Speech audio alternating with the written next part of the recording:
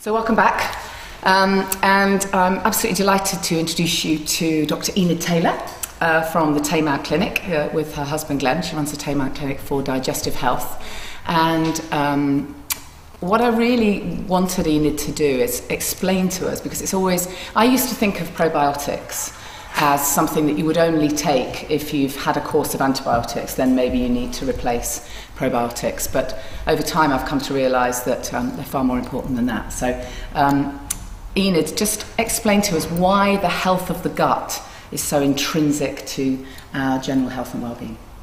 Well, I think this is a subject that 10 years from now we will look back and think we were just scratching the surface. It's going to get more and more better understood and more important to us to know what's going on in your gut. If you think, let's go right back to the beginning. On the planet, the very first life form was some form of bacteria, and lots of different types. For billions of years, they had the planet to themselves. We, as human beings, are something like 20 times more bacteria cells than human cells. We've got more bacteria in and around us than we have human cells.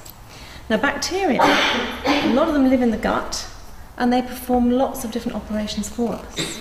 The most important is they educate our immune system. Maybe if I can go back to sort of the beginning of our story, when a baby is born, its gut is sterile. As it passes down through the birth canal, the mother's vaginal passage and perineum is a source of all her positive bacteria, the lactic acid-loving bacteria. The baby is kind of inoculated as it goes through the birth process. Eyes, nose, ears. The bacteria start the process of migrating towards the gut. When the mother breastfeeds, the breast milk contains some complex sugars that we can't digest. Now you think, well, why would you invest resources into breast milk that can't feed your infant? Then you realise that these complex sugars are actually decoded and broken down by the bacteria in the baby's gut. So your mother's milk is feeding your gut bacteria. So that's literally to help the immunity? To help the baby develop. I have to just ask you quickly though, because I know people will be thinking what you've just said about the birth process, which is really fascinating. Right. So what happens if someone has a cesarean then?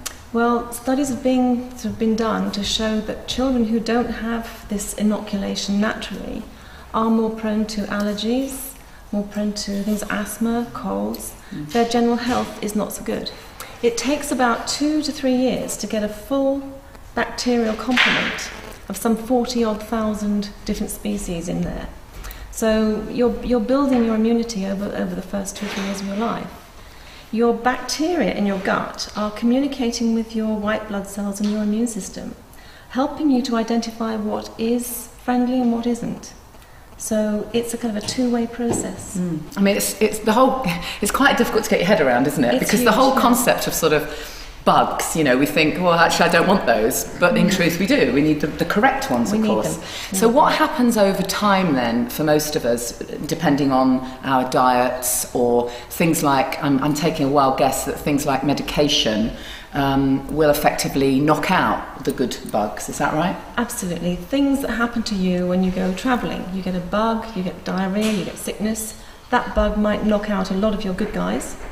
Every time, as you say, you have antibiotics, the antibiotics will kill infection, which is life-saving, and we need that.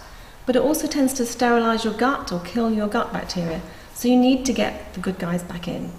And the obvious question is, how do I do that? People will go to the chemist and buy probiotics, or they go to the supermarket and buy little probiotic drinky pot things. That usually contain sugar, or the good thing. Well, it's kind of the tip of the iceberg. You need a lot of this stuff, and in the clinic we use 2 or 3 different types of probiotics that are much bigger and better and beefier than anything you buy in the chemist. This, for example, this is our absolute favourite, VSL, 450 billion live organisms per dose. And that's a powder, isn't it, that you would add to a little bit of water? This looks like an advert here, doesn't it? Yeah. So really what you've got to do is you've got to get the good guys back in lots of numbers. This one here is a lovely one. It's a liquid suspension with live activated bacteria in. So this stuff hits your gut running. These are freeze-dried. They tend to have to kind of reactivate over 24 hours. So it's very important to get the right makes and the right power. And I'm quite saddened by people who will spend a lot of money on little drinky pots. I have my little yogurt thing every day, and they believe they're doing the right thing. It's not enough. They are not strong enough, they're not therapeutic, they're not active enough.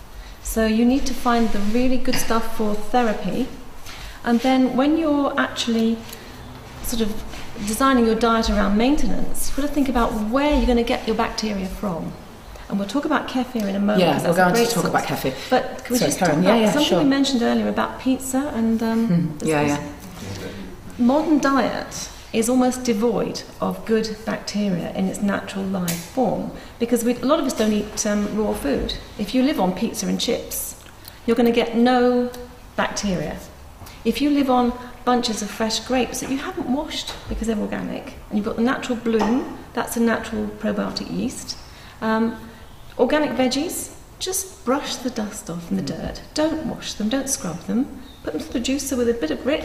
That's bacteria. You need that. And the same principle, presumably, I know we're getting onto another subject, but just very briefly, it's the same principle as to why, kids need to play outside, and if you drop your bit of toast on the kitchen floor, so what? It's the 30-second rule, isn't it? Absolutely. And if we all become too sterile and clean and use antibacterial hand wash and all the rest of it, we're actually creating more problems for ourselves. Totally right. We need exposure to dirt, but good, honest dirt, not dirt that's got pesticides and chemicals sprayed on. Sure. So buy organic produce, don't scrub it, just brush the caterpillars and the dirt off, and that's what you need to put it back. So on a daily basis, you need exposure to these soil-based bugs and natural yeasts.